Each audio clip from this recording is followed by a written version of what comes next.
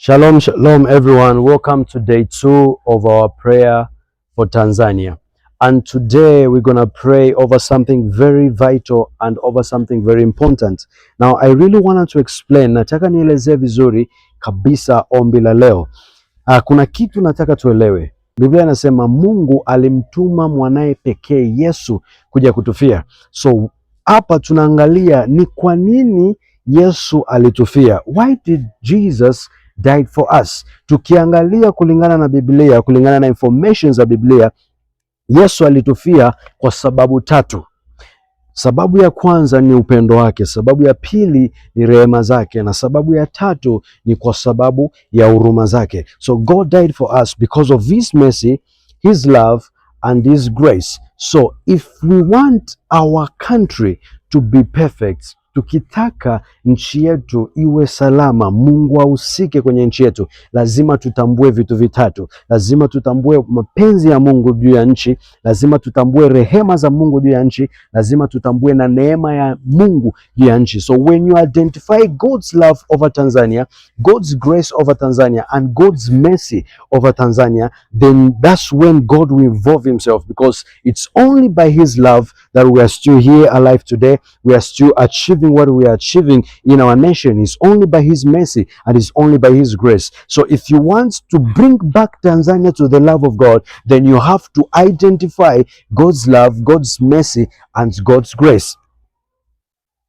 Hallelujah. Are you getting what I'm telling you? So tonight's prayer point, we are praying for God's love, God's mercy and God's grace over our nation, Tanzania. This is the beautiful nation. So you have to identify that. Now, why are we talking about that? Most of us, we hate our country, and at the same time, we are expecting to explore. We're expecting to do more in our country. Huwezi kufanikiwa kwenye nchi ambayo huipendi. Huwezi kufanikiwa kwenye nchi ambayo unaichukia. Some of us tunasema mimi sitaki kuolewa na wanaume wa Tanzania. Wanaume wa Tanzania ni wabovu. But at the same time you are crying to God, why are you being disappointed? Why are you failing in your marriage? Because you already declared something that you don't love about your nation.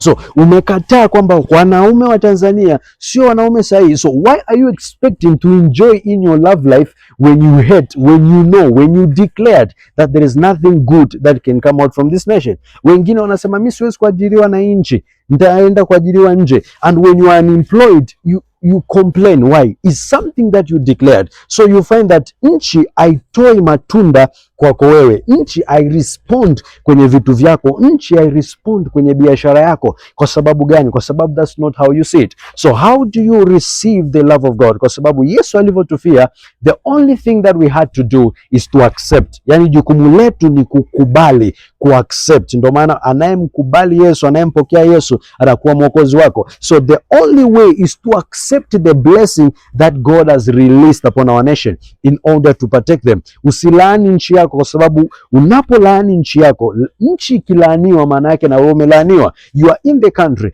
It's like kutega bomu ndani ya nyumba na kuexpect wewe usilipuke.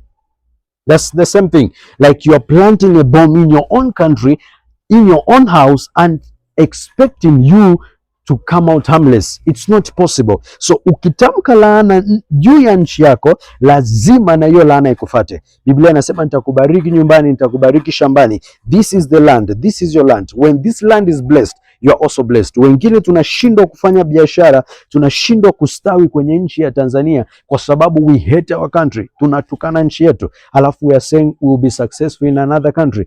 Wewe unayesema you be successful in another country, una hata passport ya kutoka nchini kwako kwenda kule. So the whole life, maisha yote utakayoishi ukiwa hapa Tanzania utateseka mpaka utakapotoka, because that's what you believe. So we want to kill that notion. This is your country, this is our land, we have to love it because God loves us. That's why we are here. So unamwambia Mungu, nitastawi ndani ya Tanzania, nitamiliki biashara nzuri ndani ya Tanzania, nitabarikiwa ndani ya nchi yangu, even outside of my country. So I will be blessed in Tanzania and I'll also be blessed outside Tanzania. I will manifest here in Tanzania and I will also manifest outside Tanzania. So the blessing of God should start here. The Bible said in 1 Corinthians chapter number 13 verse 13 that now there is hope, faith and love. But the greatest one among these is love. So when you love your country, do you know what love does? Love heals.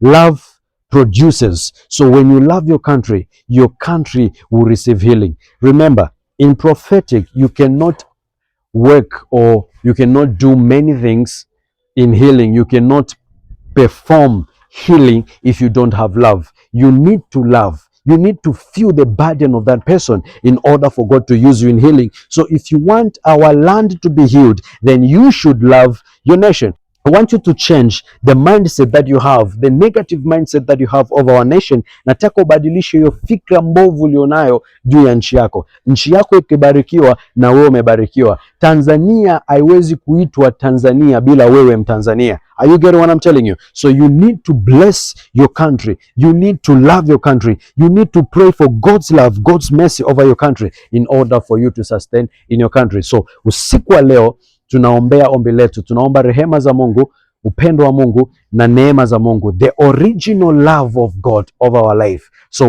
we are directing Tanzania back to the love of God, back to the original love of God. Are you getting what I'm telling you? And please, I urge you, join our prayers tonight. We'll be live only on WhatsApp. We'll be live on WhatsApp group of our prayers. May God bless you. Pray for your nation, love your nation, and God will change your life. God will bless you here in Tanzania. So lazima Mungu aanze humu ndani, lazima umiliki humu ndani. Biashara yako lazima istawi, ianzie humu ndani Tanzania, ndo ustawi nje. Are you getting what I'm saying? If you want to enjoy your country, if you want to be employed, you want your business to be successful, you want everything to go well, you want your marriage to go well, love your land, because you are still stepping on your land. When you curse where you're stepping, don't accept to be blessed. Don't expect to be blessed. So I love you all. I want you to pray for the nation tonight.